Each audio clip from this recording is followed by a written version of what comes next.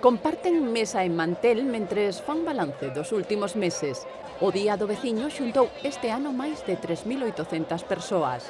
Unha xornada de festa e reivindicacións que dende a capital da provincia a Federación de Asociacións de Veciños centrou na defensa do rural.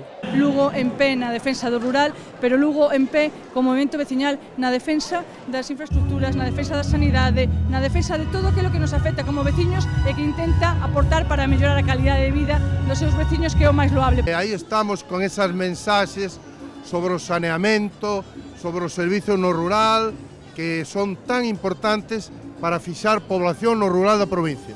Outros lemas presidiron o xantar de confraternidade o que cada ano súmanse novas asociacións na procura de apoio e asesoramento.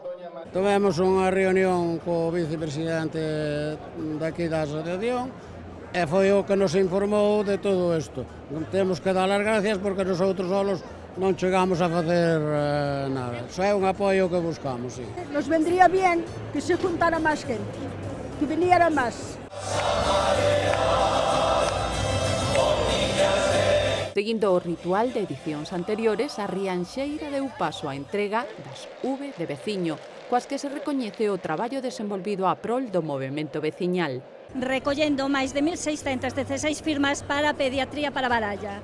E foi un gran traballo e unha gran loita que esperemos que non caiga en saco roto e podamos conseguir un pediatra 2 días a semana no Concello de Baralla. Somos merecedores desta V porque levamos 6 anos a pé de calle traballando por o barrio da Residencia. Distincións para autoridades locais e provinciais. É un orgullo que me den esa pequena figura, pero que representa moito, non? Porque é o traballo que se está facendo por toda a provincia e que a Diputación ten que estar ao lado da xente e nese aspecto é o que intentamos. V para autoridades autonómicas coa Conselleira de Agricultura ao fronte e tamén para empresarios, xornalistas e todas aquelas persoas implicadas dende o seu ámbito laboral.